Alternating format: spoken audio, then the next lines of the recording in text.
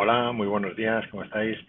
Vamos a continuar con la serie de vídeos de los temas de servicios en red, segundo curso de sistemas microinformáticos y redes, grado medio de formación profesional informática. En este capítulo vamos a ver los servicios de transferencia de ficheros. Nos vamos a centrar en tres servicios diferentes. El más importante es el FTP, es el más conocido, y también veremos un servicio que se llama NFS, Network File System, y el servicio Samba. Utilizaremos principalmente Linux, aunque también se pueden hacer estas prácticas en Windows. En esta presentación que tenéis disponible en vuestra en un enlace que proporcionaré junto al vídeo, pues se resume muy brevemente todo lo que vamos a hacer en este capítulo y en la presentación daremos un vistazo rápido y luego veremos las prácticas detalladas en las que montaremos en nuestro entorno todos estos servicios. Como todos los servicios que estamos viendo en este módulo, están basados en la arquitectura cliente-servidor. En este caso, para FTP, pues vamos a seguir trabajando con el servidor que le llamamos servidor 100, en el caso de las prácticas. Los alumnos pueden tener configurado el servidor con otro nombre y el cliente también será otra máquina. Ambos serán máquinas Ubuntu 20. El protocolo FTP sirve para transferir archivos entre equipos. Es decir, básicamente hay un equipo que es el servidor que tiene alguna carpeta con unos archivos que quiere compartir y existen máquinas clientes que se conectan a nuestro servidor para coger esos archivos y bajárselos, o bien también para subir, depende de cómo lo tengamos configurado. Se mantiene la independencia entre los equipos cliente y servidor porque cada uno tiene su propio sistema de archivos y trabaja por su cuenta. Como hemos dicho antes, sigue el modelo cliente-servidor y para este servicio se utilizan los puertos 20 y 21. Ahora veremos en los ejemplos de qué manera. Los accesos que se pueden realizar se pueden configurar para que exista un usuario anónimo, que también muchas veces se utiliza el nombre Anonymous o también el nombre FTP. Son los nombres de usuario que tendrían permiso para acceder a una determinada carpeta compartida, restringida, para que ese usuario entre solamente a ese directorio y no pueda subir por el sistema de ficheros del servidor, porque eso daría problemas de seguridad. También se puede configurar el acceso autorizado a unos determinados usuarios específicos. Todo esto lo tenéis en el archivo, en un PDF que os proporciono con la teoría del tema y que también tendréis en los créditos de este vídeo, tendréis también el acceso directo para poder descargarlo. En cuanto a la forma de funcionamiento de FTP, tenemos dos modos, el modo activo y el modo pasivo. En esta gráfica se sintetiza cómo funciona cada uno. En realidad, el servicio FTP está basado en los puertos 20-21 desde el servidor, pero en el cliente se utilizan otros puertos. No, aquí aparecen 1035 y 1036, pero no son necesariamente estos números. Se establecen en el momento de la conexión. En el caso del modo activo, es el primer protocolo FTP que se implementó. El servidor es el que abre la conexión de datos. En el modo pasivo se hace a la inversa. Vamos a ver cómo funciona. El servidor FTP tiene disponibles el puerto 21 y el 20. Por el puerto 21 es por donde recibe las peticiones de conexión.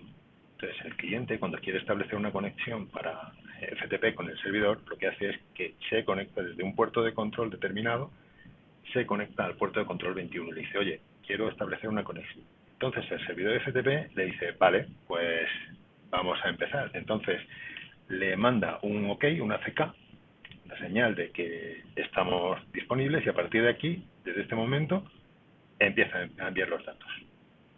Se establece también el puerto del cliente por el cual se va a realizar esa conexión y que este caso, en este ejemplo, se ha marcado que sería el 1036 y cuando empieza el servidor a enviar los datos, los manda directamente a ese puerto hasta que termina la transmisión. Entonces el cliente dice, ok, envía una CK diciendo he recibido los datos. ¿Vale? Este es el modo directo activo.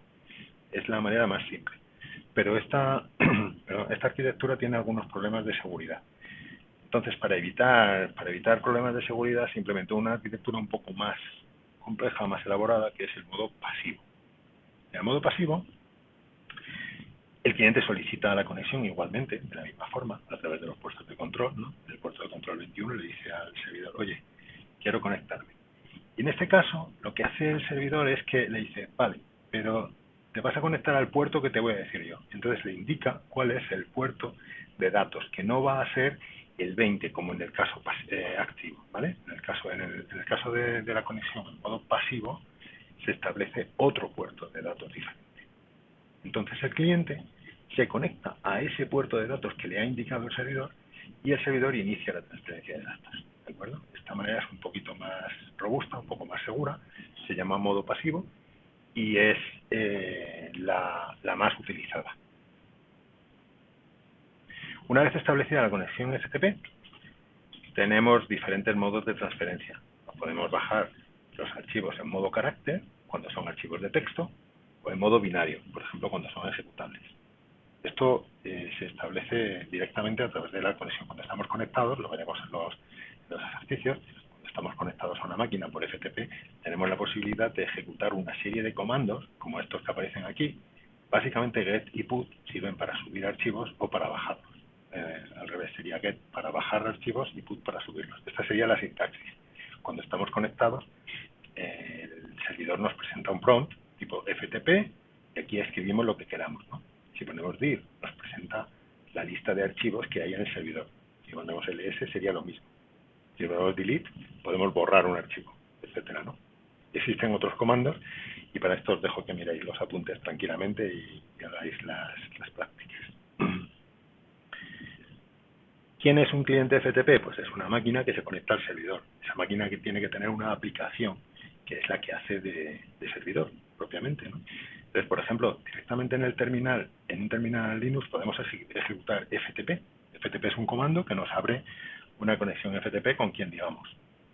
Existen otros modos de conexión más visuales, gráficos, como por ejemplo aplicaciones como GFTP, que es una aplicación que funciona en Linux, o la típica y la más conocida por todos, que es FileZilla o FileZilla. Aquí tenemos un ejemplo gráfico de la herramienta FileZilla. Aquí escribimos el servidor al que nos queremos conectar, el nombre de usuario, la contraseña, etcétera, etcétera, y nos presenta, cuando la máquina se conecta al servidor FTP, nos presentaría aquí el listado, el árbol de directorios, el árbol del sistema de ficheros de la máquina remota, para que podamos hacer transferencias, incluso pinchando y arrastrando con el ratón. Lo veremos también en las prácticas. Una vez que queremos instalar un servidor FTP en Linux, tenemos que hacerlo mediante el paquete VSFTPD. También veremos en las prácticas cómo hacer todo el proceso de instalar un servidor FTP, pero hay que saber que este es el paquete. Y una vez instalado, tenemos el fichero de configuración vsftpd.com, en el cual, por ejemplo, aquí vemos un fragmento con algunos parámetros que se pueden configurar. En este caso, por ejemplo, hemos deshabilitado el acceso como usuario anónimo. Las líneas que empiezan por almohadilla están comentadas, por lo tanto no tienen ningún efecto.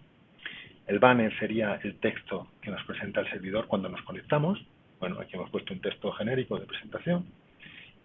Por ejemplo, existe una posibilidad de enjaular a los usuarios para que se queden en una determinada carpeta, en un determinado directorio, y no puedan escalar, no puedan subir hacia arriba en el árbol de directorios del sistema para evitar temas de problemas de seguridad, ¿no? Haremos un ejercicio enjaulando a un usuario para que se quede en una carpeta determinada. Perdón. Y para arrancar el servicio o para pararlo, pues como siempre, se utiliza systemctl, ¿no? En este caso, start, arrancaría el servicio, ¿vale? Este sería la sintaxis estándar para conectarnos por FTP a un sistema. FTP, usuario, @ la máquina a la que nos queremos conectar. O si ponemos directamente, si no ponemos el usuario, nos conectaríamos con el mismo usuario con el que estamos trabajando en la máquina cliente. También podemos instalar un FTP en Windows o mediante la herramienta FileZilla Server, ¿vale? Antes hemos visto el FileZilla como cliente de FTP, pero también existe la posibilidad de instalar un servidor FileZilla y utilizar nuestra máquina Windows como servidor de ficheros, ¿vale? Funcionaría también de manera que nos podríamos conectar desde otras máquinas, clientes, ya sean Windows o Linux, haciendo, pues, instalando en esas máquinas clientes, por ejemplo, el FileZilla cliente, que te lo puedes descargar de aquí, tanto en Windows como en Linux, y bueno, pues podemos tener un servidor que con este producto, con esta aplicación. Aquí en este enlace tenéis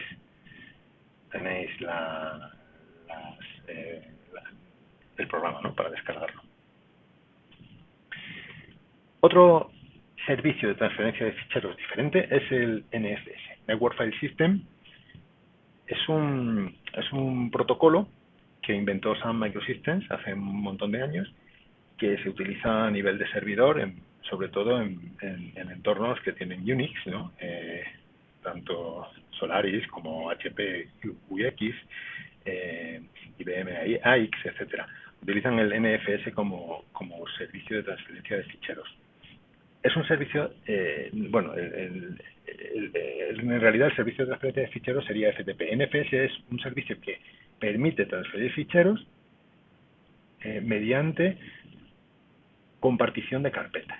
Es decir, el servidor tiene una carpeta en la cual tiene el contenido que quiere exportar, lo exporta por NFS. Los clientes lo que hacen es montar esa carpeta como si fuera una carpeta local, y directamente pueden hacer ls, ¿vale? O en el caso de Windows, dir, y ver el contenido de esa carpeta. Verían esa carpeta como si fuera de un sistema local. Es muy parecido, este servicio es muy parecido al que vimos en el capítulo anterior con SSHFS, ¿vale? Para montar un servicio NFS en el servidor tenemos que instalar los paquetes correspondientes, arrancarlo, y luego desde un cliente tenemos que crear una carpeta vacía, en este caso la carpeta NFS import de este ejemplo. Esta carpeta, como digo, estaría vacía y sería el punto de montaje sobre el cual vamos a conectar la carpeta que queremos exportar desde el servidor. Entonces, en el cliente hacemos el comando mount de tipo NFS, poniendo el origen y el punto de montaje. Y entonces, con esto quedaría la carpeta disponible para trabajar en ella desde el cliente. Si queremos que este montaje permanezca en el tiempo, es decir, que sea persistente a los reinicios de la máquina, tendríamos que crear una entrada en el FSTab, como en este ejemplo, ¿vale? El origen, el punto de montaje y las opciones de montaje. NFS se puede utilizar en Windows Server, es una característica que se puede activar. Igualmente, bueno, pues aquí viene cómo hacerlo para Windows. Ya queda muy poquito. El último servicio que vamos a ver en este capítulo es el servicio Samba, que es una posibilidad que ofrecen los sistemas Windows para compartir sus carpetas. Es decir, Samba es el mismo protocolo que utilizan los sistemas Windows para los recursos compartidos. Samba es un protocolo que se puede instalar en Linux de manera que haga compatible la compartición de carpetas con los entornos Windows. Y si configuramos un servicio Samba en un servidor Linux, podemos estar compartiendo recursos, como pueden ser impresoras, carpetas, etcétera, y estos recursos estarían disponibles para que sean montados por máquinas Windows remotas, etcétera. Es decir, ese protocolo SMB, y también haremos un ejercicio configurando este protocolo en alguna máquina y viendo su contenido desde una máquina cliente. Y esta sería una visión global de lo que vamos a ver en este tema. Así que aquí cortamos este vídeo y vamos a continuar con las prácticas.